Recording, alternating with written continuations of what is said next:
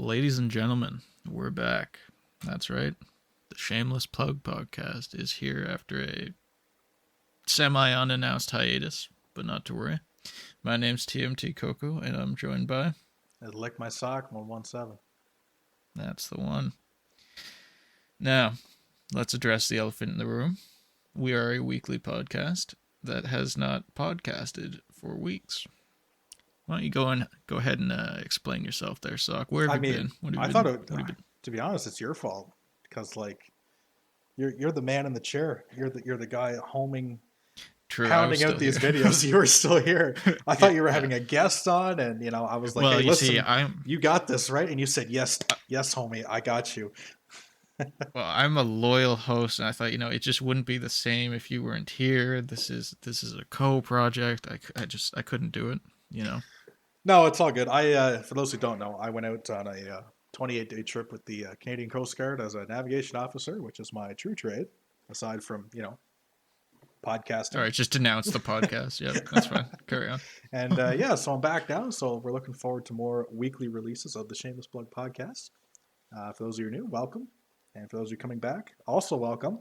And if you're listening to this and you haven't liked or subscribed, I don't know what you're doing. Then shame on you. Shame on Honestly, you. leave. No, I'm kidding. Don't, please. Anyway, so I had a good trip, just around the east coast of, mostly Canada. We're the Canadian Coast Guard, so no reason to go down there. But yeah, it was a pretty good trip, and I'm good to be back. Before I left, the world was at peace, and gas wasn't enormously expensive, but as soon as I went away and Coco was left here to hold the line, everything went to shit. So yeah, I think all the responsibility of that falls solely on my shoulders. Yeah, that's right. Yeah. Yeah, I mean, what's really happened since you left, though? I mean, so the gas price has doubled. Yeah, I mean that's kind of right. There's a little tussle going on out somewhere in Europe, and I mean, we got the Paralympics. That's pretty cool. Wait, did Russia? Yeah, nothing major really that I can think of. Did they compete in the Paralympics? I don't actually know if they kept going in that or not, but I think they. Who actually watches to know, really? Well, I mean, that's messed up. It's sad. It's sad, but it just does not get the recognition. I mean, I don't watch it, but neither do I. I think in my head, man, I hope people watch that. These people are really trying, but I don't. I wouldn't even be able to tell you what the list of sports are. Is there the Paralympic equivalent of the regular Olympic for every category? I don't think so. It's most, at least. Obviously, there's no regular hockey. There's only sledge hockey and stuff like that. But right, I but think is for there the most part they have handicap parallels. bobsledding? I don't think so. I was just picturing, this is probably horrible, but I'm picturing someone in a wheelchair, wheeling up behind the bobsled, and they, wheel onto it, and the momentum from the wheelchair pushes into it. No, yeah, they're luge. They just I mean, it'd be the same, wouldn't it? You don't move either way. I don't know. This is horrible. This is all horrible. Yeah, okay, we've gotten off track. So what I really want to do is just point out the fact that you hate the environment. I think it's about time that you got canceled, because little detail he leaves out here on his little journey on the boat. You know how for years now, let's start with an unfortunate truth by that environmentalist guy, I can't remember. Al Gore. Where they talk about yeah, that's the one. With I knew that. With the ice, the polar ice caps melting and stuff like that. Well, this man has been doing nothing for the past 28 days but absolutely annihilating ice. Can you please explain to me what the benefit of that is? Why does the ice need to die? The ice needs to die in specific areas because human need and human desire says it does. For example, on the east coast of Canada, between the island of Newfoundland and the mainland of Canada, which is the Labrador side, there's a ferry. And the ferry is a rather new idea in comparison to the rest of the Earth's history. And the ice has been very bad there, and bad in regards to there's a lot of it. It floats down the east coast in the Labrador Current, and just with that jams in and there. A bit of wind, it just wedges in there. If they can build a bridge to PEI, that's less of a distance, build a bridge there. Because they decided to make a ferry, and that consistently cannot get across without an ice-breaking escort. And spend a lot of time doing that, and it's a big waste of government money. Like in hindsight, build a bridge, it will pay for itself in like 10 to 20 years.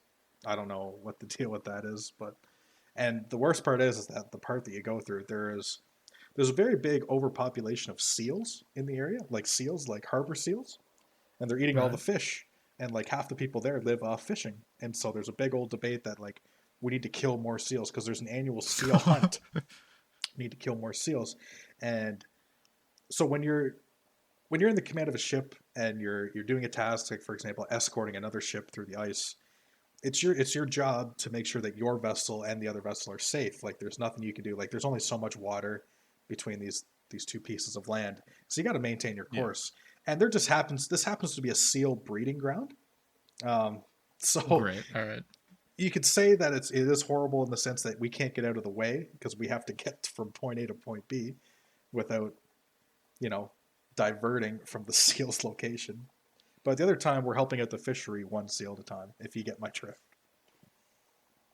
Okay, so not only I went into this jokingly saying you were killing the environment by breaking some pieces of ice that would otherwise melt in the summer anyways, probably. But you are actually committing some mild form of animal genocide. All right. But it's Um there's so, like I said, like there's too many of them. There are too many. that's fair. Does foot boot or boot ant boot? Like that's what it And comes you've down lost to. me. Yeah. Anyway. Anyway, it was a good trip. Other than that, like it was horrible. What's going on with like the seals up? They just don't get out of the way, and like it's not like you can just turn and hit the land. Like the seals just they don't move. I mean, it's an Some of option. them I'm you're sure the trying to seals would move prefer a it. little bit out of the way, and the seal will just kamikaze towards the front of the boat. Like this seal has had enough, and yeah, it was quite horrible. Okay, hear me out. What if they eat the seals? Well, there's a seal hunt. Like there's a And they season they actually for like use hunting them the for seals. food? Yeah, they Okay. hunt the seals and they eat like the seal flippers. It's like a delicacy. I've tried it. I don't know what the big deal is. It's kind of gross. Um, but yeah, like there's a seal hunt, right? So and like there's so many of these seals. Like there's more seals than there are seagulls in the GTA. Like like it's a big problem. Good lord. Yeah. So it's yeah, it's just the natural cycle of life. It's Darwin kicking in here when the seal just decides not to move out of the way. It's not like we're going Mach 1. Like we're only going like 20 kilometers an hour or like Oh, 12 what's knots or whatever. Anyway, it's now I'm just picturing the which Austin Powers movie was it when the guy's just standing in front of them and they've got that big roller and he's yelling for him to get out of the way and the that's guy's right. standing there and it takes like a minute and a half to actually get to him. That's right. He's like, get out of the way. Like these seals, like they have loads of time and they see us coming. They probably feel us coming. And True. they don't make that conscious effort. That's just Darwin kicking in. That's natural selection at its finest. You see some of them, some of the younger ones scurrying away. They're going to be fine. But the parents are just had enough. They're like, you know what?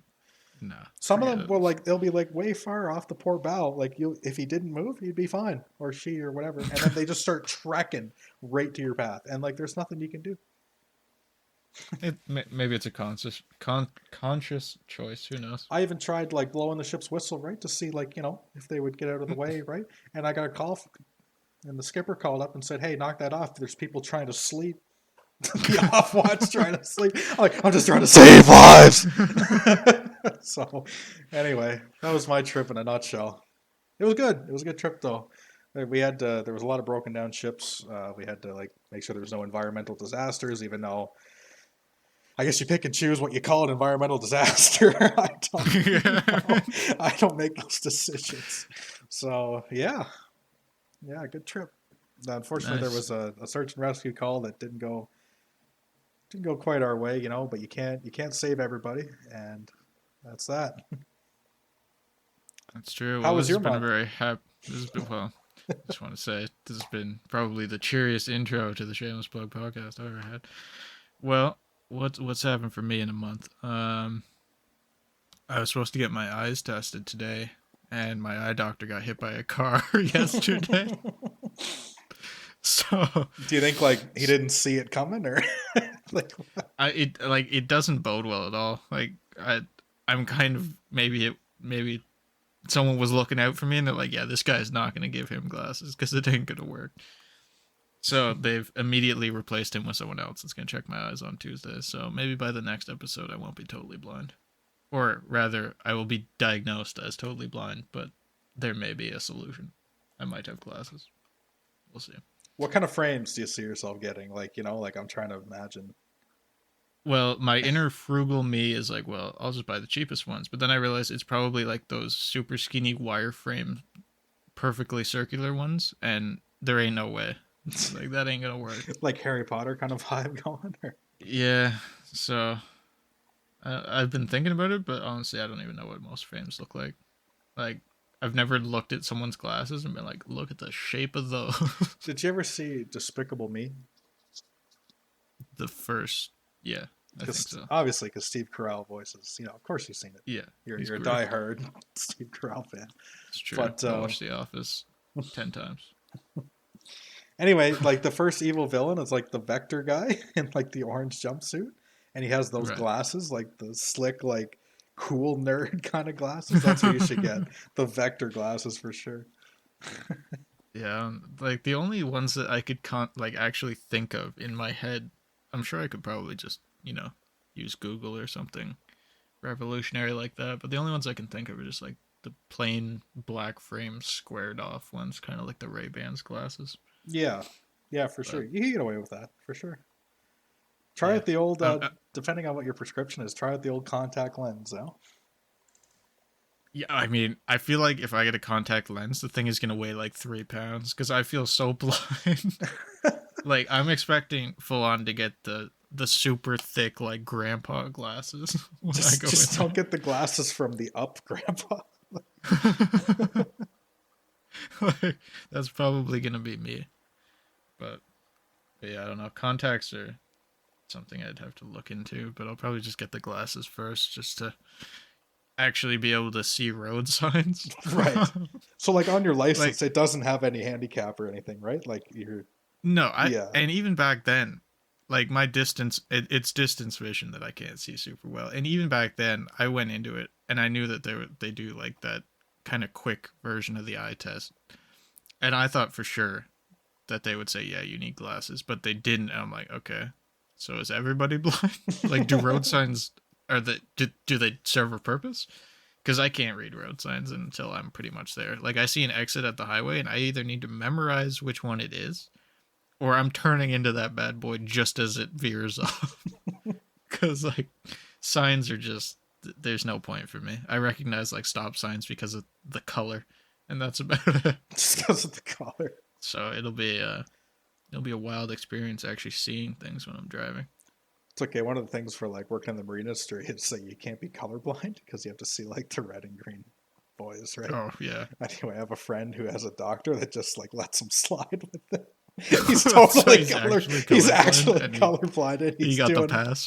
He's doing what I'm doing. Yeah. That inspires a lot of confidence. But, like, why would you choose to do that? Like you know, the one thing you need to do is see those colors, and you can't. Why would you still do it? Well, I mean, you can get away with it because, like, for boys, for example, like the buoys, like there's different shapes of them. So, like, if you can see the shape, you can kind of get away with it. But so it's like how the yield signs are triangles, stop signs. That's right. Yeah, that's how you get away with that. Like, you should. Yeah. Well, not that you come to a complete stop anyway, but yeah, that makes sense. I mean, I still wouldn't do it, but I get the possibility. Right. A yield sign is a stop sign that just didn't quite make it, like.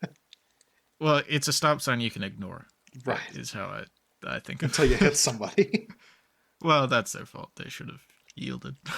What? You're supposed to yield to them? Wait, hold up. That's when you have the accident, and as the first thing you do is not get out and make sure the other person's okay or your passenger's okay. The first thing you do is you get out and you move that yield sign so it's pointing at their lane.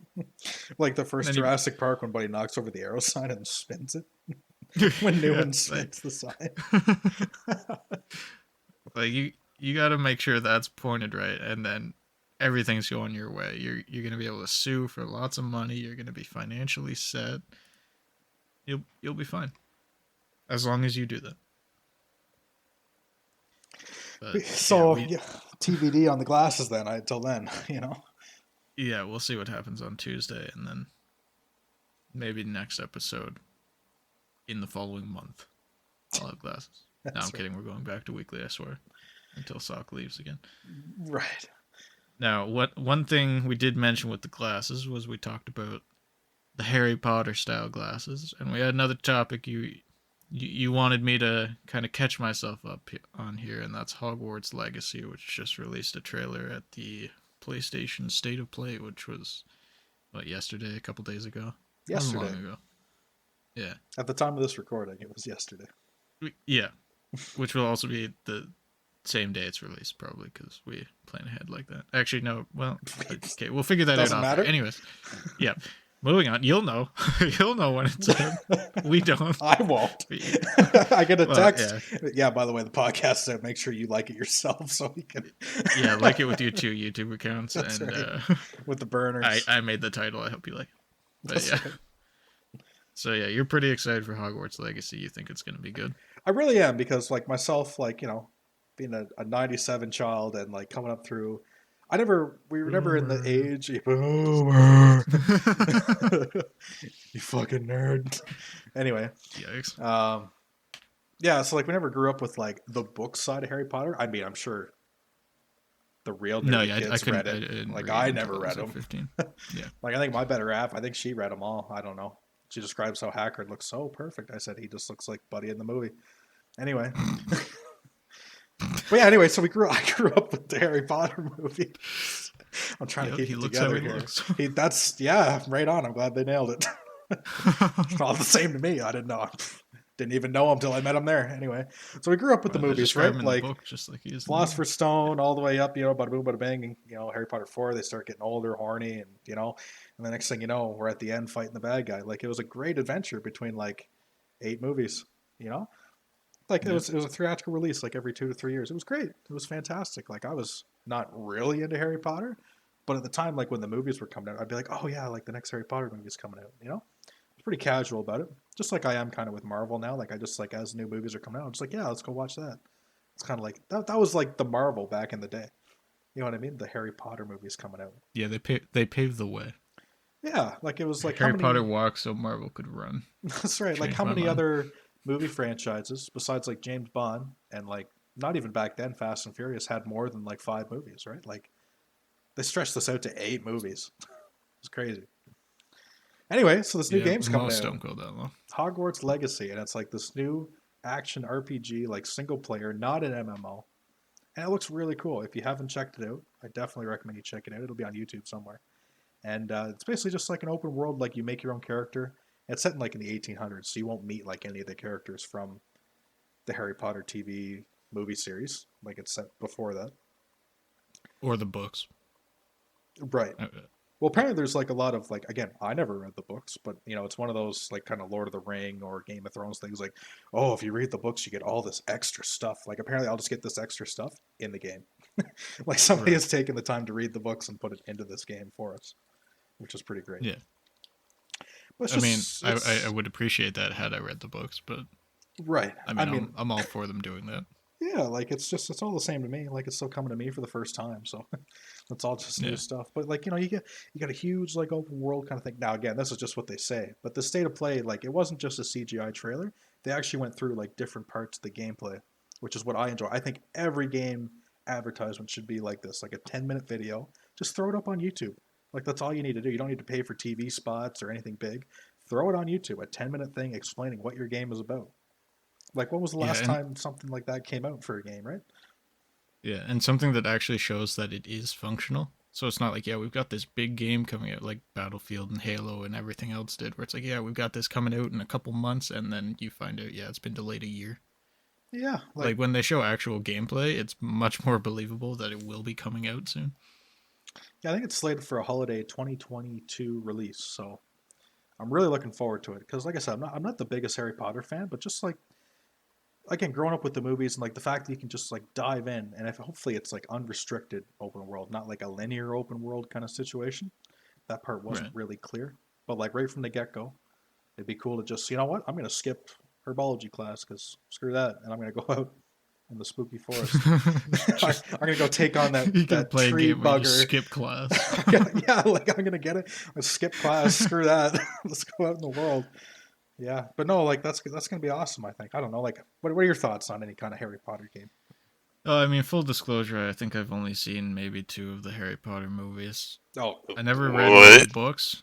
I read Lord of the Rings when I was younger, which I don't know why I did, but I did. I didn't really get into the Harry Potter. It was always Star Wars for me when I was a kid and stuff. But like I understand that it was huge. There was a big draw for it. It got super popular. And I mean, it must have been decent for it to get to where it got. And I I'm all for more single player games. Like true just single player adventure games, open world or not. Just anything at this point I would take. So I'm glad that they did that and didn't make it like a really cheesy MMO or something like that. So I mean, I hope it's good. If I play it, I don't know. Maybe if it comes to like Game Pass, I'd try it, but it does look good from what I skipped through on the trailer. It looks like it's finished and functioning, and if they're still waiting like almost a year still to put it out, it's I would imagine probably going to be pretty polished at the end, which I think most games should really be trying to do, but it doesn't seem like they do. yeah, that's right. So it'll probably be good. Like I don't really see any red flags saying that it's either going to be like delayed or just missing content or anything. So I think it'd be good, and hopefully it'll lead to more just single player games again that are finished on release. Be really nice if we went back to that at some point. Yeah, it'd be like with Elden Ring coming out, like that game appeared to be somewhat finished, and people are really loving it. I haven't played it myself, but like, there's a few things I'm concerned about this Harry Potter game before we move on. Is one is like in the gameplay trailer they released, it showed like when you Yep. planted something, it had like a timer on it, like a mobile game kind of timer. So like Uh, you planted like a tree and it'll be ready in like 38 minutes, and it's like counting down kind of thing. Like just a little UI thing popped up right beside it. And so what right. scares the crap out of me is like the monetization. Like they're gonna try to sell you, oh, if you pay $2.99, you can speed up this tree. You don't have to wait Yeah, you 30 get minutes. special fertilizer or something. Yes. Yeah. Yes, you're gonna buy some experience now. Like that just needs to go away. Like anything like that. Yeah, I mean, I understand the mechanic if they do it of a plant obviously having to grow, but yeah, if they monetize, like if it's in there for the purpose of monetizing it, that's never a good sign for either the overall design of the game or the future of the game. Because anytime they add monetization, it just takes over for the most part. So yeah, I don't like that. That's with I any didn't new pick up on game that. coming out, is like how are we gonna be monetizing it? Like how are like, because they can't Yeah, just because get they away can't with the just one purchase, right? Like they're not just yeah, they're not satisfied making like millions of dollars on initial release anymore. that's right.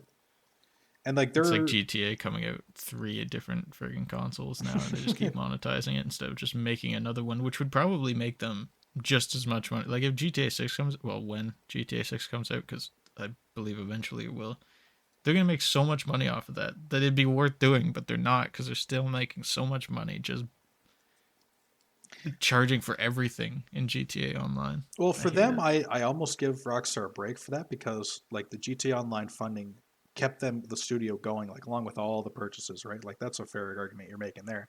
But it kept them Yeah, going for Red Dead 2, and Red Dead 2 is online is not as successful as GTA 5 online. So no, that's they're keeping the ball rolling for them to continue working on GTA 6 and have so much talent, right? On the payroll. yeah, yeah. Red Dead was disappointing. It could have had a really good online, but they kind of like they started off good. They dropped a couple like actual adding content type updates instead of just like GTA where it's like, yeah, wait, there's a new car, it costs $6 million. Yeah, but But like yeah, they left it to die more or less. yeah, but it almost wasn't fair out of the beginning anyway, because like there's only like GTA, there's so many vehicles and so many things you could just put in there.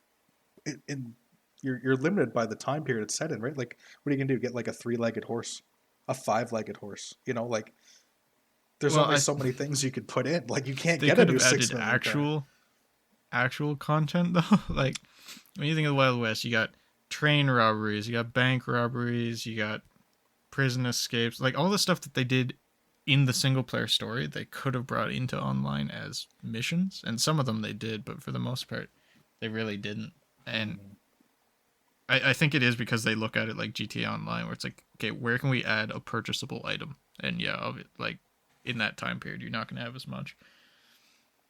But like, there's so much actual content I think they could have added that they just didn't really bother. And I think at this point, it's pretty much dead in the water. Like I've seen petitions and stuff, but I don't see it Petitions, happening. yes, that'll get you far.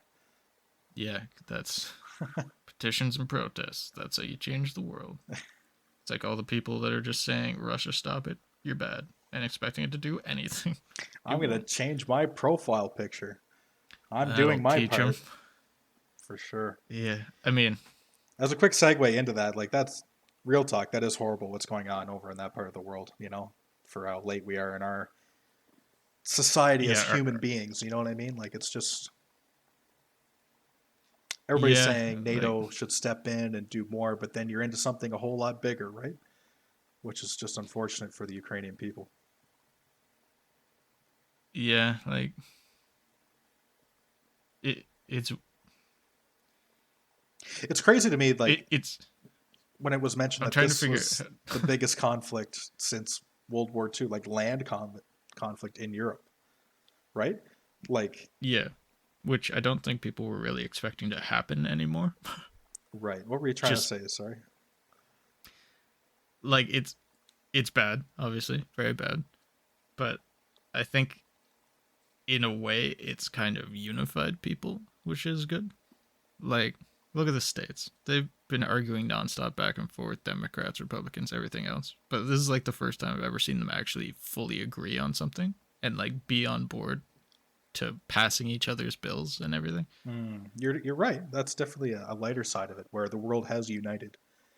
Because there's, except for, I'm not sure about what China's stance is anymore. I knew they were against it at first, but now it kind of seems like they're on both They're sides of the basic fence. Like, Yeah, they're trying to pull like a Switzerland, but it's just making them look bad because it isn't really a situation where you should be neutral. well, it shows how crazy this is. This is the first time in I don't know how many years Switzerland has not remained entirely neutral in any conflict. Right, for World War I, World War II, any of the other like big serious wars, Switzerland has always been Yeah. neutral. But even they put these sanctions onto Russia. Like that's how crazy this all is. But yeah, cuz I mean there's no like there's absolutely no justification for it. Like No, every reason they've said that they started it just doesn't make sense. no, Like that's it's all fooey. It's all foobar, right? And yeah.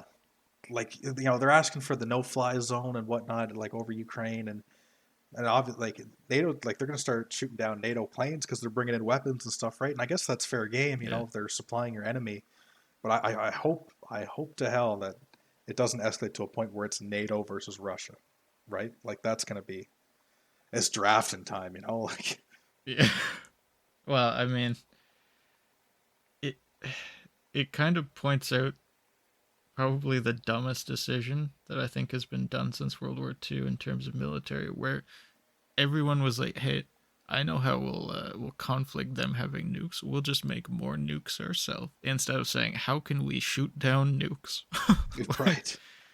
like Yeah, what is it? Israel has the Iron Dome, which is such an effective thing at shooting down basically anything that comes at them, and like it's been working overtime with what's been going on there the past couple of years, but like it's been what 60 years at least that they could have been working on that and they just haven't. right. Like I looked it up before, and outside of Israel basically there is just nowhere near enough. Like most countries do have something for intercepting, but there just isn't enough of them. Like yeah, you could stop two or three, but not enough to actually basically neutralize it. And I think if they did that, like what would Russia or North Korea, like what would they have to kind of leverage against people to be able to do like what they're doing right now? Yeah. Like if we had that tech where it's like, yeah, your nukes are useless, and pretty much just force like a World War II situation where like it's just a ground war and more like traditional fighting. Well, I'm surprised how much Russia traditional wouldn't go for it. fighting is even happening now. Like I know there That's true. is like missile attacks happening like over there in Ukraine right now, but like and and the Russian strategy is like almost doesn't make sense, right? Like No. like the fact that like obviously like the first casualty of war is the truth, you know, in many conflicts, right? But like there's these numbers of like casualties coming in and lost equipment and stuff like that, and like Russia's lost like over 200 T-72 tanks. Like how? Like what? Yeah, it's. I mean, I kind of get the initial push where they're like, yeah, there's going to be basically no resistance. We'll clear through. This won't be a problem. So we're not going to send like our best people or our best equipment. But after like 2 weeks of realizing, hey, we're losing everything and our troops are literally turning around and going home, Yeah, maybe it's we should like adjust here somewhere or just, stop. yeah, it's you know it's super.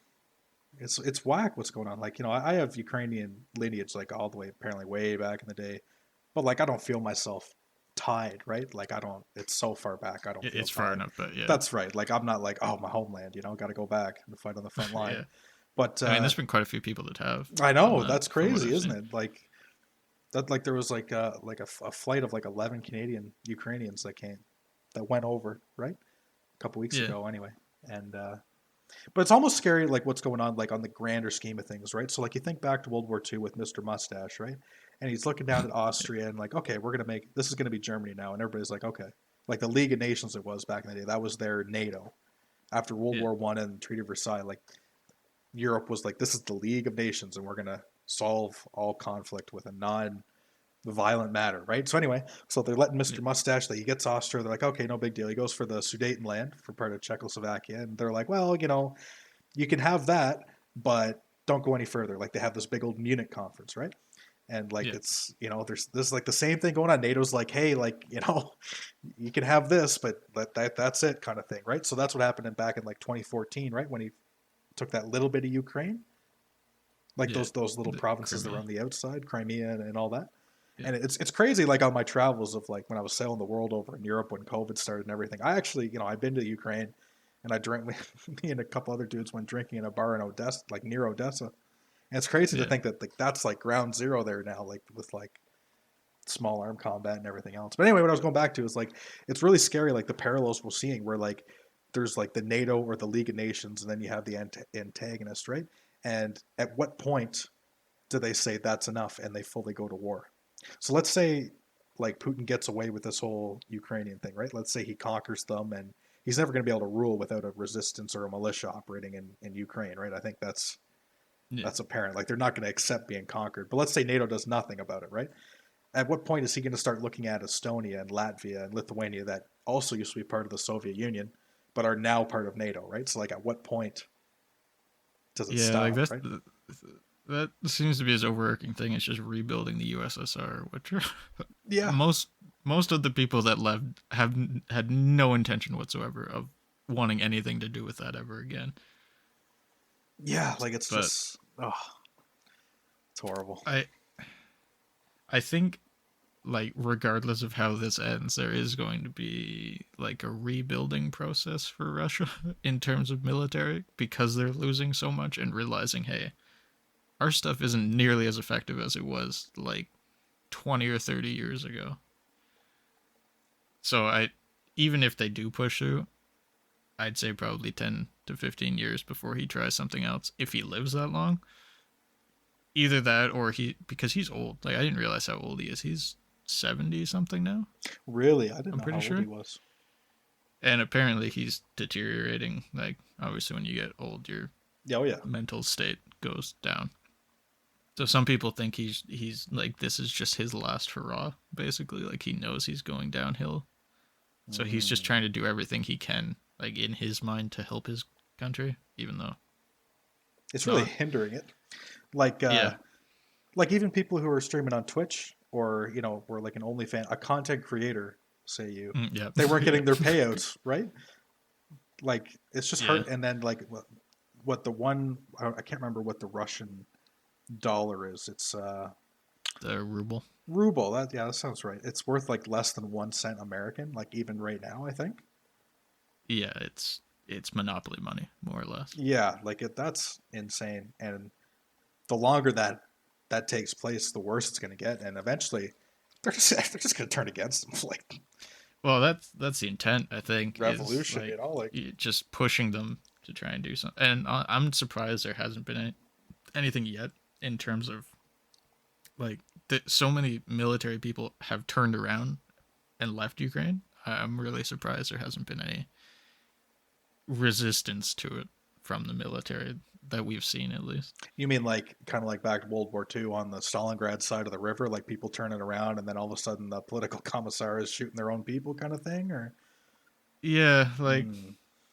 I think I did see something about some Russians staying in Ukraine and not wanting to go back. So I don't know if they'll like be taken in by the Ukrainian military. Well, what what exists of it at this point? Just the resistance, I guess. I tell Like you, I don't know if they'll start doing that, but I wouldn't want to be that Ukrainian president fella and let them get a hold of me. I tell you that. oh yeah, he's not gonna if he goes missing, he should be presumed dead. I think Yeah. because there's no way they're gonna keep him around. But Anyway, like that, I think that's our take on that.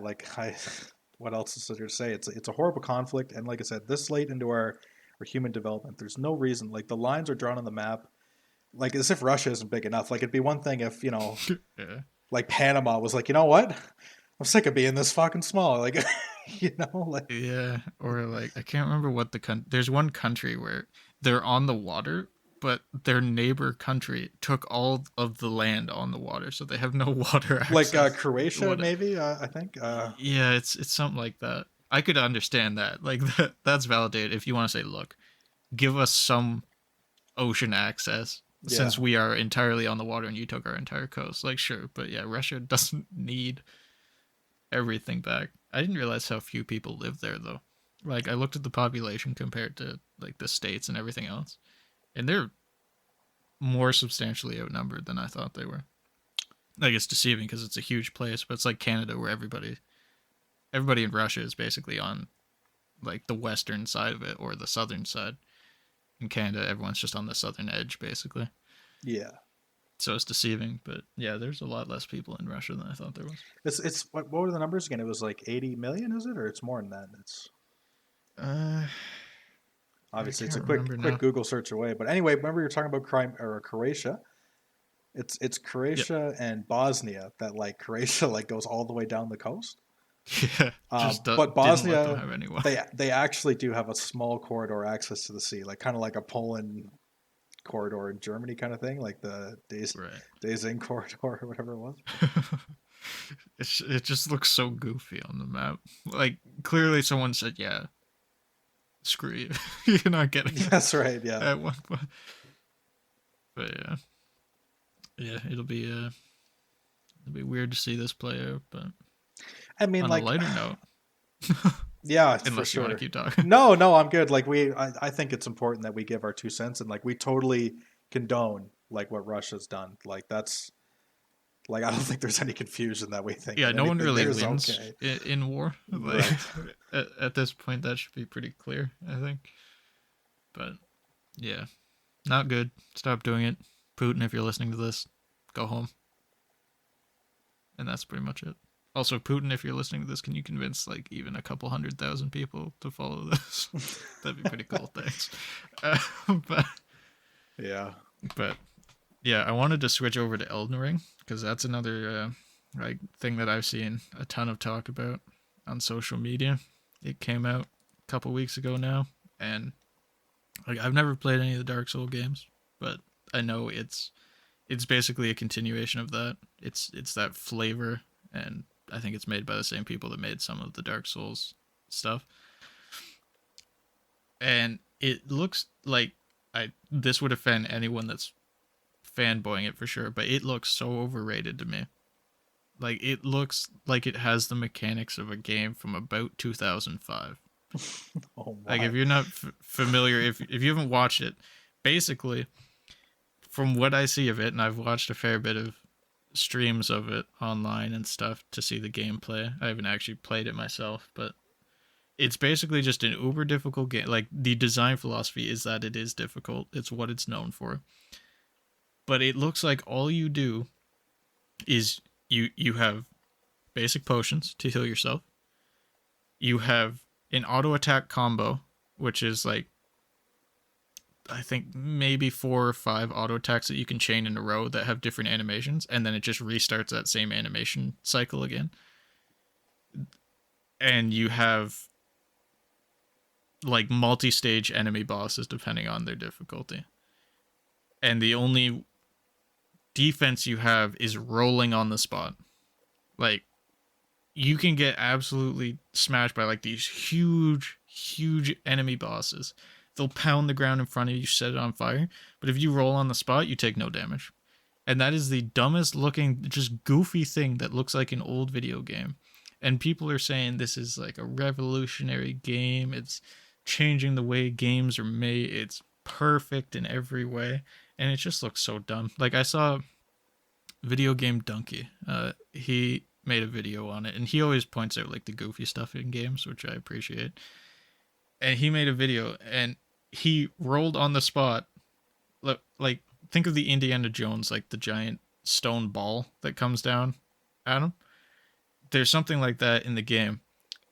And the ball came to him, and he rolled on the spot. Ball went right over him. He took no damage. And that, to me, at this point, if that's still a thing in games, that sucks. Like, that just seems like cheap game design to me, but people absolutely are going mad over it. It has great reviews, and I don't get it. Like, it just looks like a mediocre game to me that's just, its claim to fame is that it's difficult. Like, overly difficult.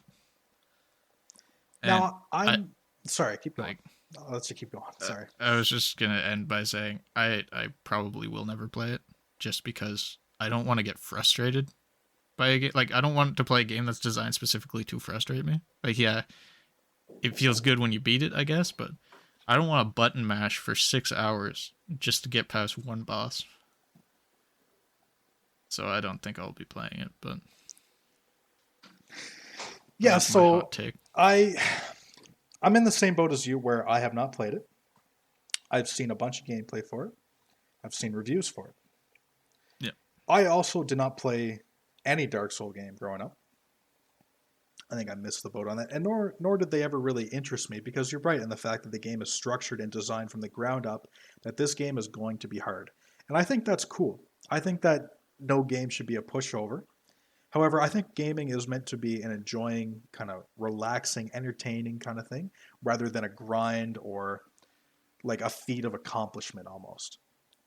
But I guess there's argument that there is a category of games that should have a feat of accomplishment. You know what I'm saying? Yeah, well, for me that was always achievements. Like, if I wanted to sweat and try and do something to feel like that sense of achievement, I would just go for achievements in a game. But the game itself is still playable without having to just sweat, basically. And I think that the love for this game is just so overhyped because, one, there's not many other games that have come out that have been half decent, let alone finished, right? So it comes in a very easy and very uplifting time in gaming where nothing has come out. Like, we just came out of like Halo and Battlefield 2042. Halo has been on the major decline, right? Like, Halo's still rocking season 1, I think, and it's just, if you're into it, that's great. Super repetitive for me, fun for like a 1-2 matches like every couple months kind of session. You know what I'm saying? And Battlefield was just Battlefield. Like, they're just trying to clean up their own mess over there. We don't have to dive into that, because like that's only getting worse over there. But I think half the hype comes from that, and the other half is that people are playing this game that always heard the stories of the old OG gamers playing the Dark Souls game, and they were the legends that could beat them and stuff like that. Like, this is just a new generation opportunity to be like, oh, do you remember Elden Ring and how hard it was and how grindy it was? You know what I'm saying? Like, I think it's just a new Dark Souls game, but for this generation.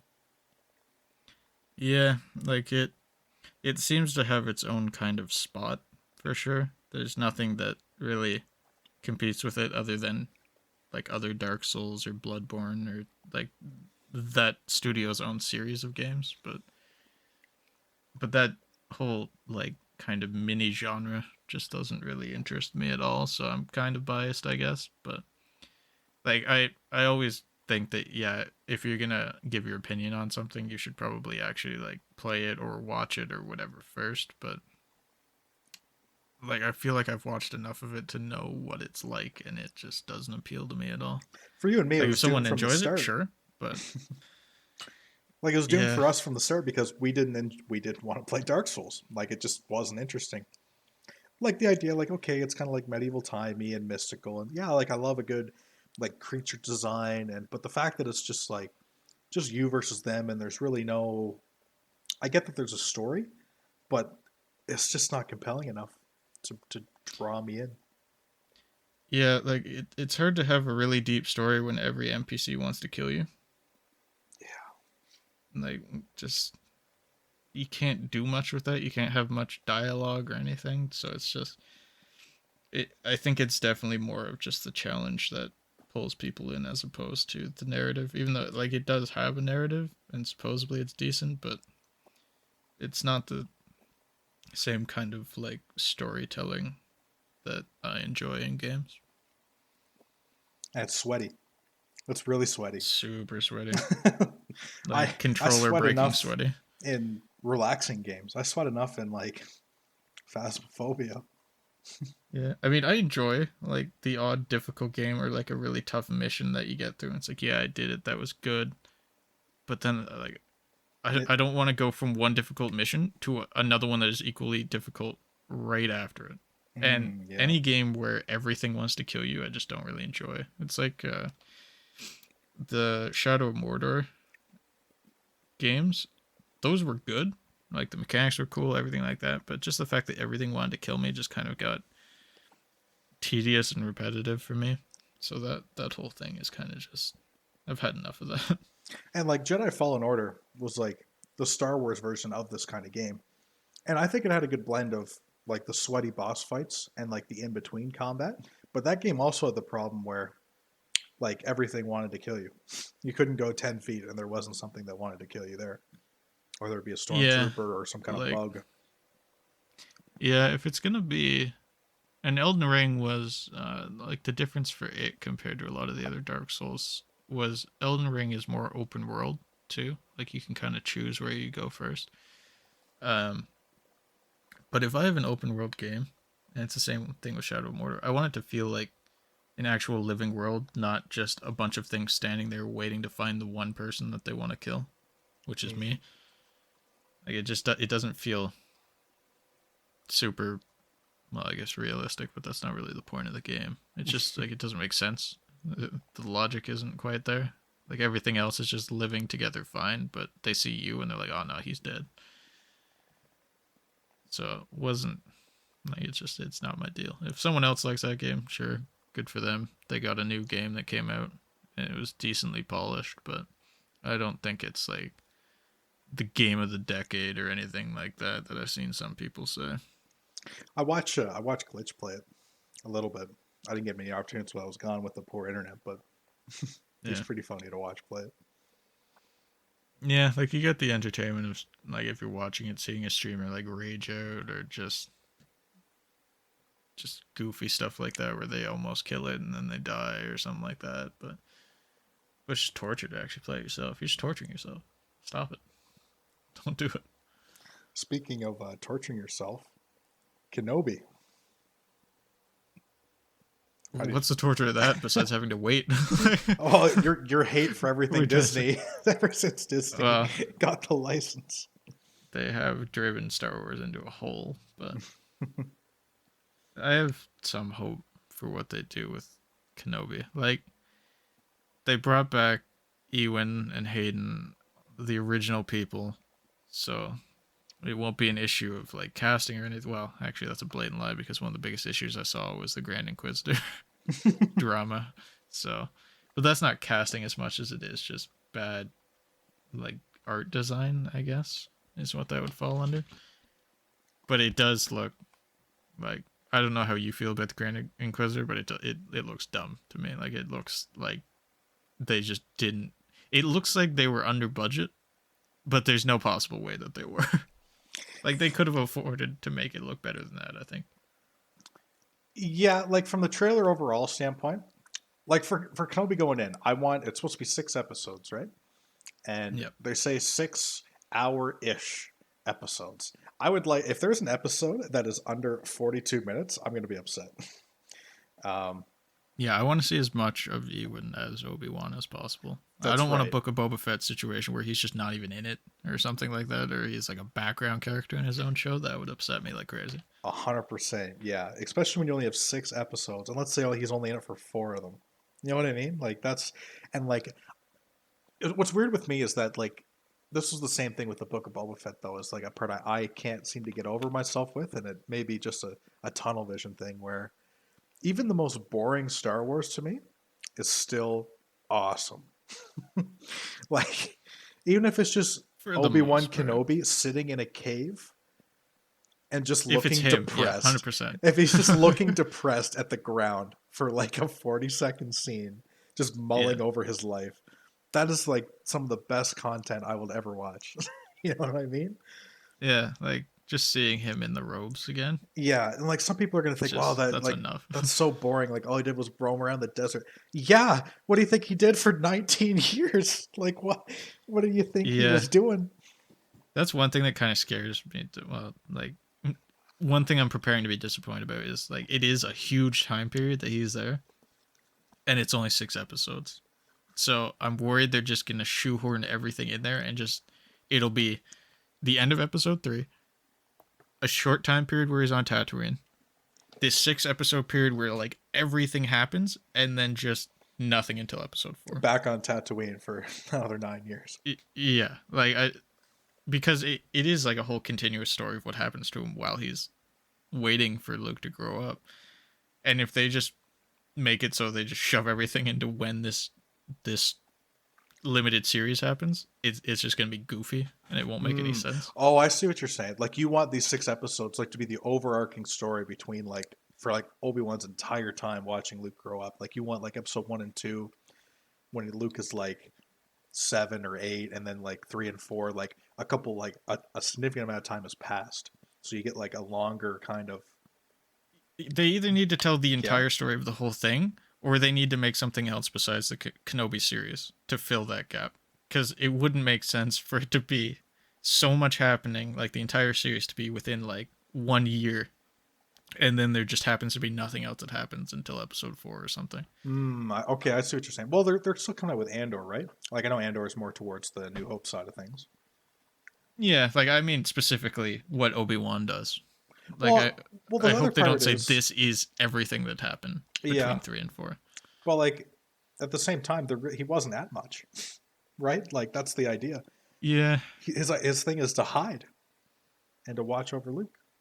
yeah. I am curious how much they'll use the uh the old story of what he did, because there were books and everything else prior to Disney scrapping the, what do they call it, the Legends timeline, Yeah. I think. Yeah, so in that, like he had the whole moral dilemma of, do I stay here and guard Luke, or do I go and help other Jedi that might be like trying to run from the Empire?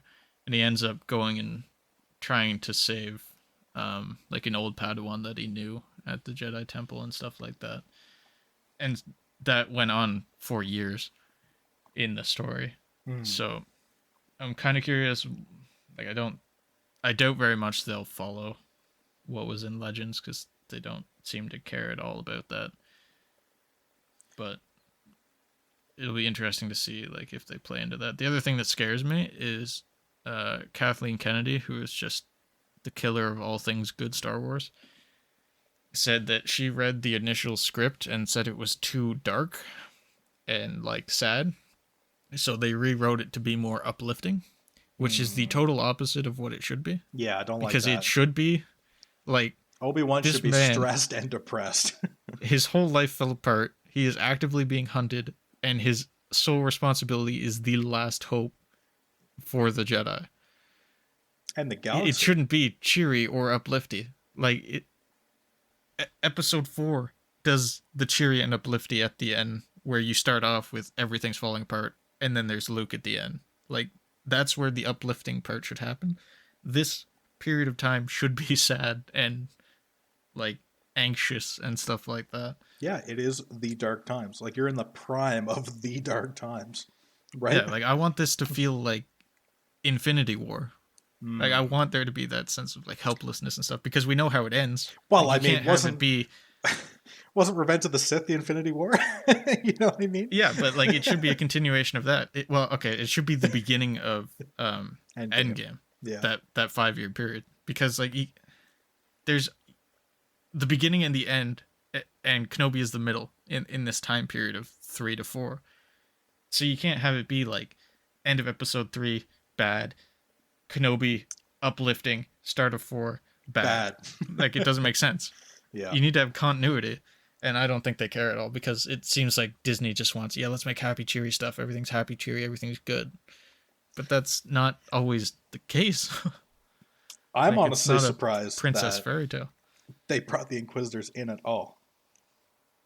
Imagine Yeah. now you're like an old boomer, older than us, and you've only seen 1, 2, 3, 4, 5, 6, and you hear about Kenobi. You didn't give a shit about Mandalorian.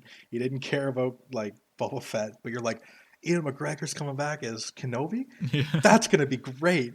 And you watch this trailer, right? And you're like, who the hell is that? What? I thought this was between 3 and 4. There's only Vader and Sidious. Like, what? Who is that? Like, I was blown Yeah. away that obviously the rumors before the trailer came out that the Inquisitors are going to be in it. But like I watched Rebels because like I was hungry for more Star Wars content like after Clone Wars, and so Rebels was already all fully released, so I watched that too. And like it makes sense in Rebels, like the way that they're portrayed in Rebels, like it makes sense. I'm scared that they're going to come in here and almost be too like powerful. Like if like I said, if you only They'll be watch the main character. 3, yeah, like is yeah. Are we gonna have two like storylines with the Inquisitors and Obi-Wan Kenobi, and they kind of intersect, kind of like Game of Thronesy, like two different perspectives?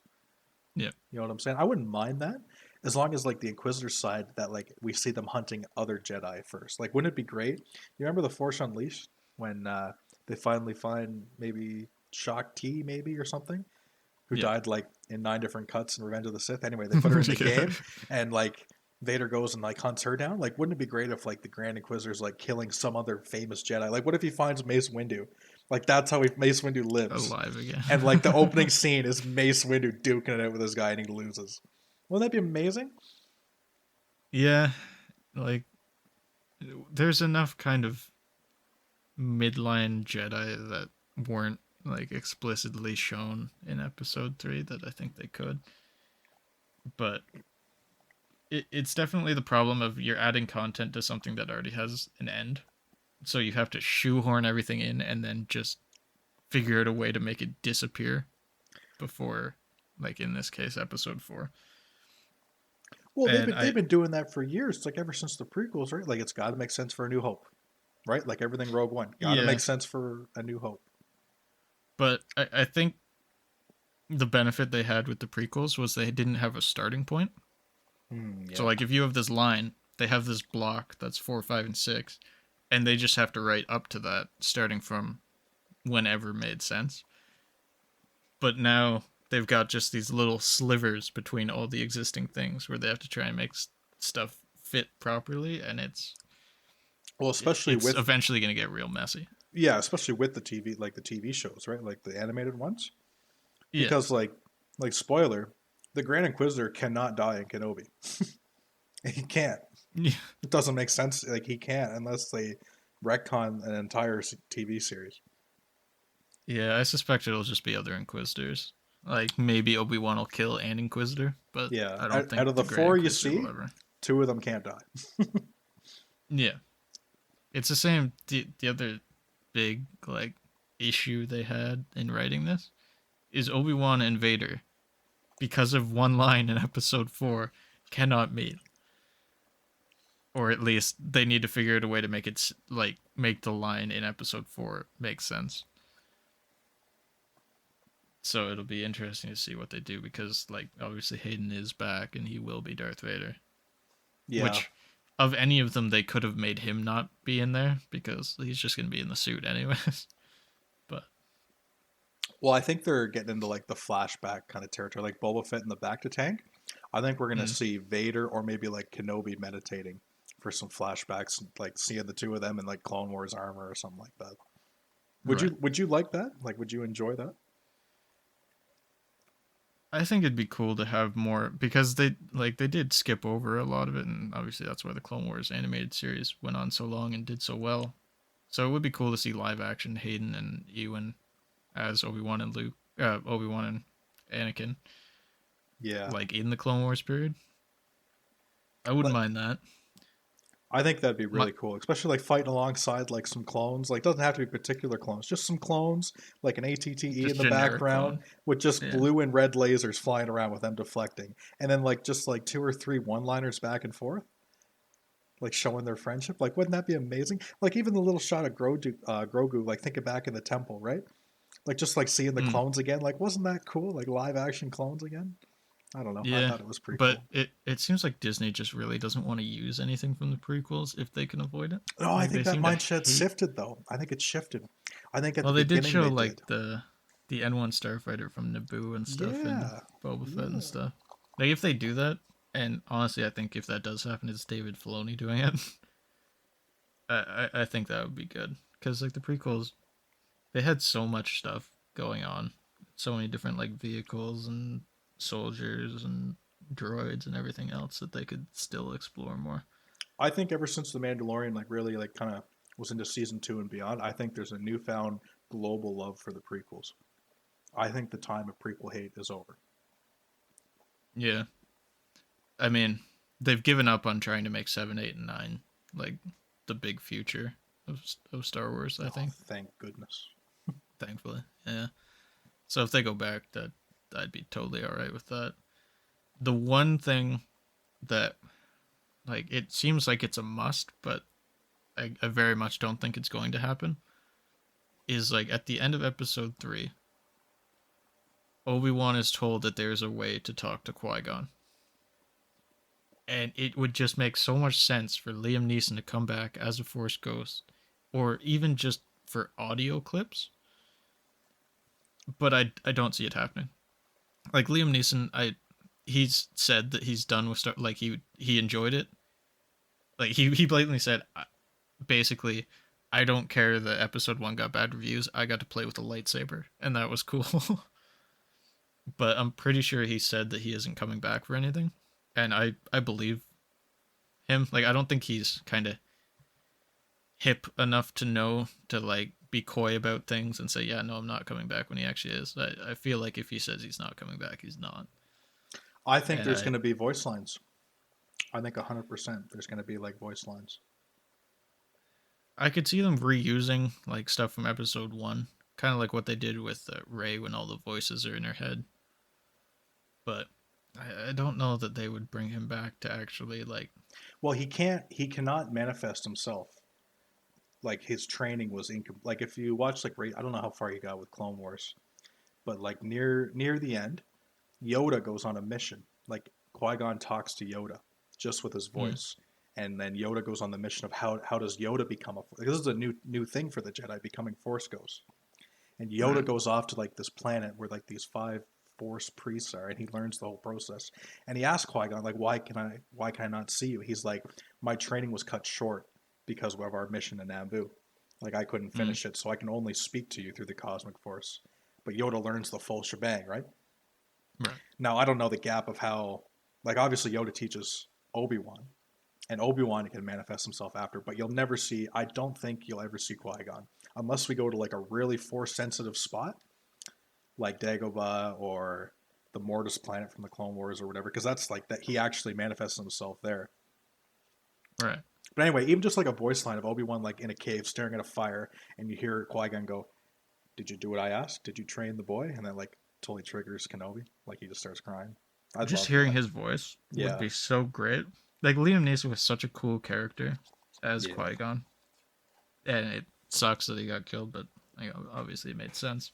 but I would love to see him or even hear him more, and I think it definitely makes sense for him to be in this. I just don't know how realistic it'll be. Full prediction. I think you're going to get a couple voice lines. It's not going to be much. You're going to get a couple voice lines.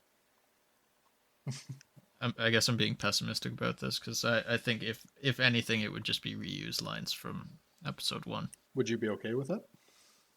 If they just use the reuse stuff, I mean, it'd be nice to hear him talk as Qui-Gon, even if it is stuff from before, and like it would like the character make sense too. Yeah. Like it makes sense, and it should happen. Like there needs to be some reference to Qui-Gon in this, I think. But I'm not expecting anything. Like I'm not expecting Spider-Man No Way Home where he just shows up and he's there. No. On this one, but like you know how like Obi-Wan, like Yoda sends him off like to Tatooine, and he's been training to like try to commune with Qui-Gon. Wouldn't it be great if like the first like episode, like he's still trying to, but he can't, and he gets like super frustrated, and then he finally speaks to him.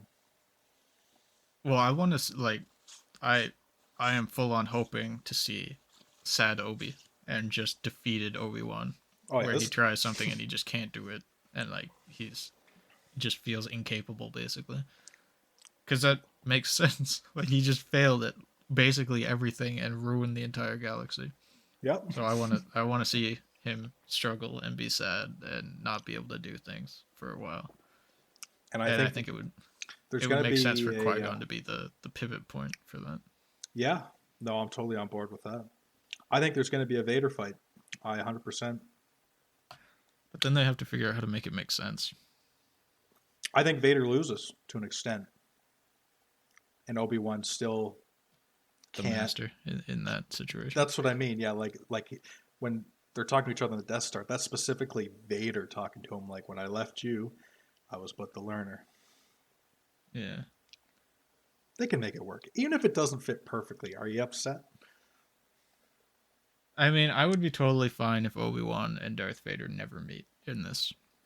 If they never meet, if they never talk in like through the Force like they do in between Rey and Kylo, if no communication whatsoever happens with them, and we just see the two of them on either side of the story, I'd still be fine with it. Because really, just seeing them again would be freaking cool. And then, yeah, like I'd rather not have them risk making the story like not fully make sense or need some roundabout retcon way to make it make sense.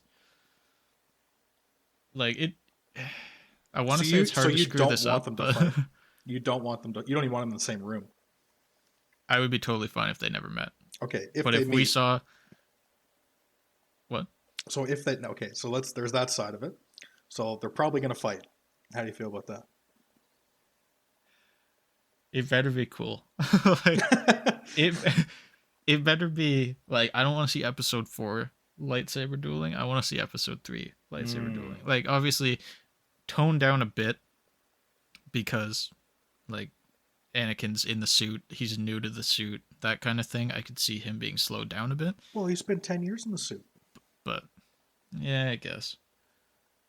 Like the transition from 3 to 4, even though it was just like it wasn't in the story why it was like that, it's just kind of how choreography and stuff evolved.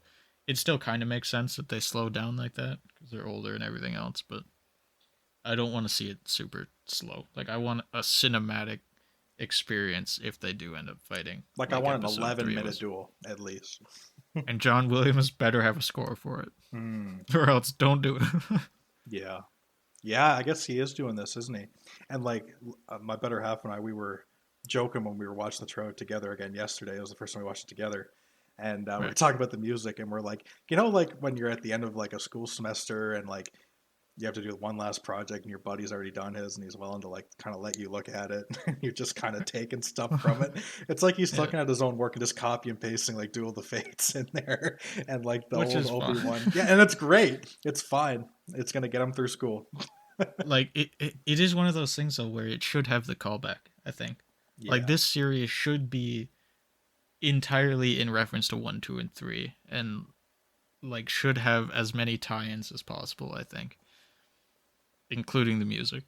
And like if they brought back Battle of Heroes, which is what episode 3 had when they fought, Yeah. Be so good. Like I have that song on Spotify. Well, I have Duel of the Fates too. But But that's up there with Duel of the Fates. honestly, Battle I of think Heroes?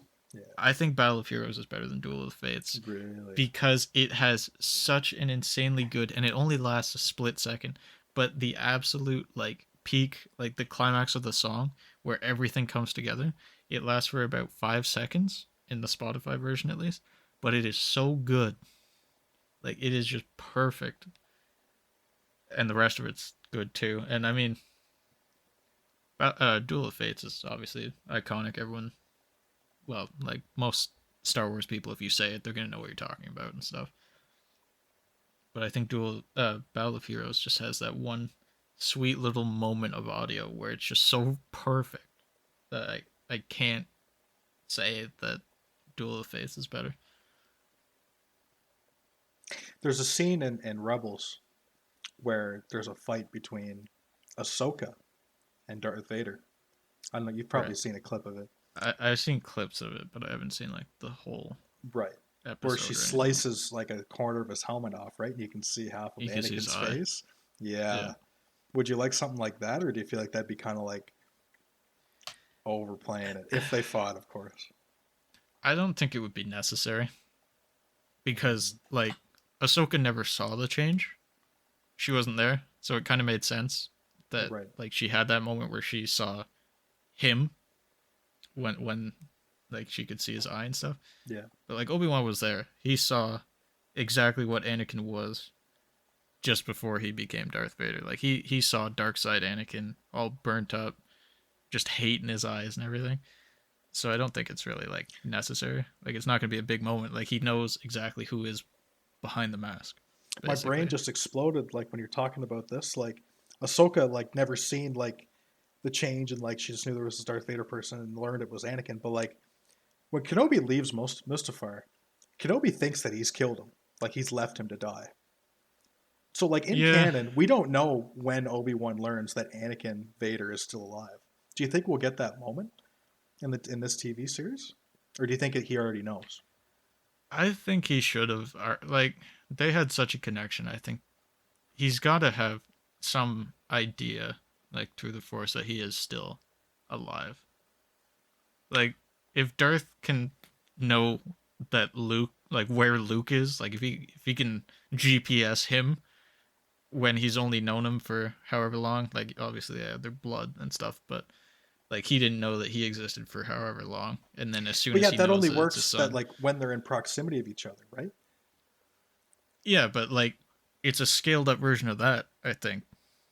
Like Because they like grew up, like Vader Obi-Wan and only, Anakin grew up together, and like they trained in the Force together and everything, so I feel you're like they right, have a yeah. much stronger bond that way, wherein like Obi-Wan's got to know to some extent, I think. Because like obviously in A But New Hope he he might. knows, like there's no question about that, right? But Yeah, like because he has the even whole when narrative of. like in A New Hope when like Vader is in the Star Destroyer above Tatooine, like he doesn't know where Kenobi is. He still doesn't know. The only time like he like the when they're on the Death Star and he's like he stops for a second, he's like, I feel something, a presence I've not felt since, and he doesn't say when, of Yeah, and course. then he goes for And him. then he goes. Like I think it's a proximity thing. Like you know what I mean? Like I don't think Yeah. it's like Saruman in the Ring of Power in Lord of the Rings. Like he doesn't know until somebody puts on the ring. You know, like Yeah. Like I could see him doing it either way. Like if they did say that he knew rape like pretty much the entire time, I wouldn't argue that at all. Like yeah. that would totally be fine and still make sense to me if they said that. So Because I'm trying to think. I don't think there's any in the canonical timeline that moment where he realizes, like in Legends, of course, like you get that. But I don't know. yeah, but like it has to happen before episode 4 Yeah, oh yeah. because of when he talks and says like He's more your machine father was now. killed by Darth Vader and stuff like that. And then later Luke is like you knew, and he's basically like yeah. So like And like the there is a point where he knows, and in my head it's always been that he's always known, but they might make a point in this series where he finds out again, I guess. because when he leaves Mustafar and links up with Yoda when it's baby making time, that came out weird. When Padme's having the babies, right? Yep. Like he comes there saying like I accomplished my side of the mission. Like there is just Sidious left, right? Like I don't know. Obviously nothing's said, but Yeah, but the last they hide time, the children because they know Sidious will be looking for him. They will be a threat to him. yeah, but I'm also thinking like, when was the last time Obi-Wan saw Yoda? Prior to Well, that, that was at the end before of he three, killed Grievous and stuff, right? he kills Grievous. His clones turn on him. He goes to Tantive 4 with Bail Organa, and Yoda's there as Oh, well. right, And then they both right, go to the yeah. Jedi Temple, and he's like, "Send me to kill the Emperor because I Right, I was can't thinking kill that was Anakin." back. Yeah, I did that backwards in my head. I remembered it backwards. But anyway, Thought that so was after. they split off, and then they both fight their two Yeah. separate battles. Yoda gets his butt kicked.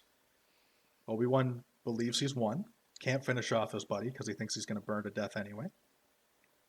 And then Which they you would reunite think on is kind Polis of Massa. backwards.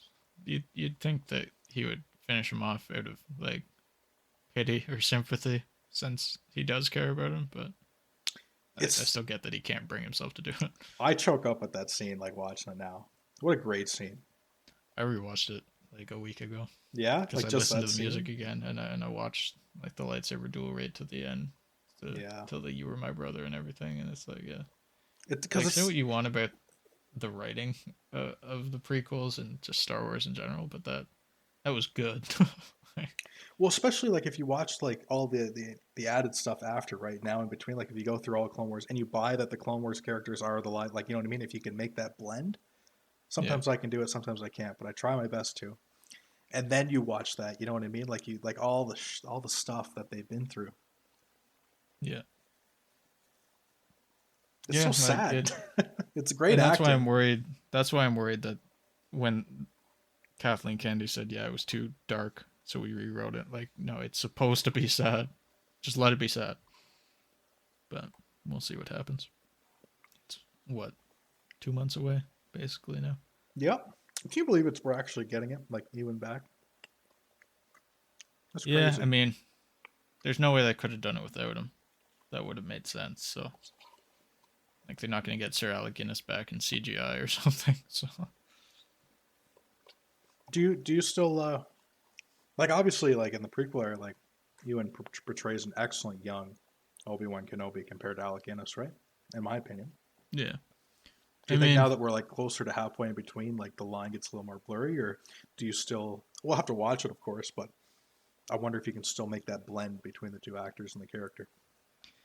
they they're passable in terms of the resemblance. Like, in terms of that casting, it worked out pretty well.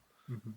Like, I even though, like, obviously I know they're separate, but in the content of the story, it's passable for the the look of him changing from Ewan to Alex still. But they do have to age him in this. It's Like, more I about think, the mannerisms to me, rather than the physical look. yeah, and I think in the prequels they did a good job of writing in a lot of that, even in terms of just like the way he talks and literally saying hello there with both actors and stuff like that. Like the Mm. callback type stuff worked out pretty well. With them already bringing back live action Ahsoka, do you think we see her in this? I hope not. I don't want her to like be in everything. I also hope not. I'd like to see Tarkin though, a better Tarkin. Yeah, that'd be tough to do because they'd have to CGI and de-age or just recast. Um, like, I guess you wouldn't have to de-age a ton, but it'd be tricky to do. I don't know if they'd bring that on because they seem to just prefer to bring in new characters as opposed to revisiting old ones. Unless, like, obviously Obi-Wan's the main character in this, and if you're bringing Ewan back, you kind of had to bring Hayden back. But And then you have the uncle, right, Owen Lars, who they say has a much bigger true, role in this now, and that's the same actor who played the Revenge of the Sith and yeah, the Attack of the Clones brother, right? Like the yeah, Klieg's and brother, I Amperu, think. same actress as well in Yeah, so that's episode 3. great. Like that's fantastic. Yeah, like bring back continuity is like 100% the right thing to do in terms of who's playing the characters. But But hopefully you get to see like because like in episode 4, the original Uncle Owen has like a vendetta against Ben Kenobi, right? So like you're gonna see like obviously when Yeah. Ben Kenobi's around, trouble follows him, right? Maybe we'll get to see. Oh, can you imagine this now? You know how Solo got his name in Solo? Like when he's just going through Yeah. the thing, and Buddy's, what is your name? Han. Han Yeah. what? Please don't say Just it. Please don't nobody. say it. Please just stop. Just stop. I know Anyway, what you're referring to. do you Yes. think? Do you think like Kenobi's gonna be going somewhere? Oh, like I don't really have a name. They're gonna be like Ben, like from the beginning. It's just written on a poster somewhere in That's the what I room. mean. Like, What's your name? Ben. Yes. B E N. Ben. I, I, Kenobi though. God, I hope Kenobi. not. Yeah, keep the very like the thing that's gonna point out who he is, but get rid of the first name. But yeah, the other weird thing. Oh god, it's escaping my mind as I'm thinking it. God dang. Oh yeah. Uh, Uncle Owen and Aunt Beru, like they seem to have no opposition to Luke wanting to. Because remember, at the start of 4, he wanted to join the academy, which is an Imperial academy for like a flight school, basically. And they seem to have no opposition to that, aside from you can go, but next year because we need help with the moisture farm. Which is weird considering, like, they know Obi-Wan's watching. Obi-Wan is extremely against the Empire, obviously, and I mean, they should be too. So it's weird that in episode 4, that's where Luke wants to go. But don't you think that they're keeping him back because they know? Like they don't want him to enlist, so they make an excuse for him not to enlist? Because they're hoping he becomes like of the Yeah. age where, even though they hate Kenobi, which is like a weird fine line. You know what I'm saying though? Where like they know, or was he like referring to that academy as the rebel? Because there's that deleted scene of Biggs, right? They're talking before Biggs goes. And Biggs ends up being in the Alliance. So I think that Luke wants to go join the Alliance. Because like 3PO brings up like the fight against the rebels against the Empire stuff. And he gets all excited, right? Like that's what he was getting into. So I almost think the Academy is him like going to find the rebellion. I need to watch the scene again. And the other thing is the Star Wars Rogue Squadron game from Nintendo 64 talked about it too, but I can't remember what they said really. I'm not sure which one it is either. Yeah, like it makes sense. It always for both. seemed to me that it was the Imperial one, but I can't remember now, like the actual references to it really. Because Wedge was from the Imperial Academy, and they plucked him. Yeah. Like a lot of their pilots were from the Imperial Academy.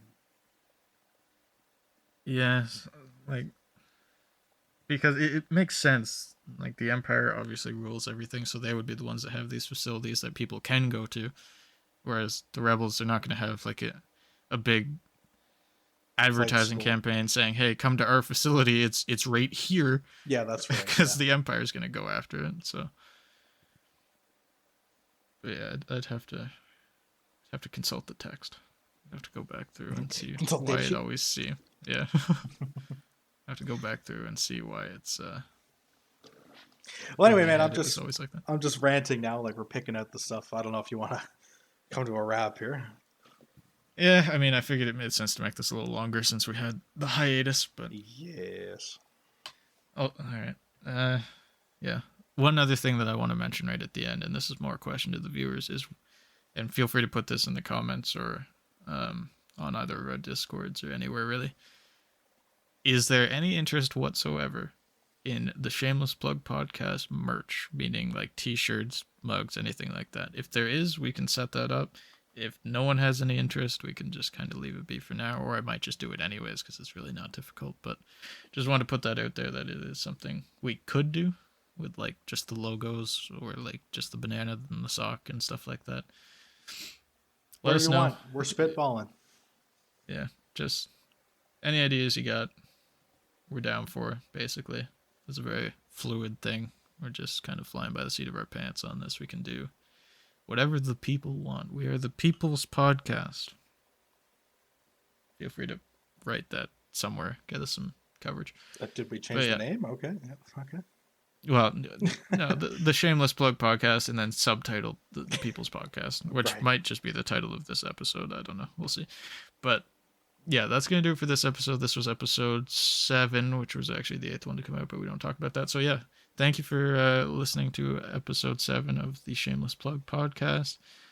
You can like, subscribe, share. That would all help us a ton if you feel like supporting us. Join the Discord. Check us out on Twitch. Do whatever you want to do. I'm not your dad. But yeah, thanks for listening. I'm TMT Coco. I was joined by... Lick My Sock 117. That's the one. Thank you for bearing with the little hiatus that we had. We'll probably be back to weekly now, I think, until Sock ends up having to go again. Until we'll we're try not. and figure something out. Maybe like pre-record episodes or something, so we don't have such big gaps next time. But we'll maybe figure it out. All right, everyone. Thanks for watching. We'll catch you next time. See ya. Later.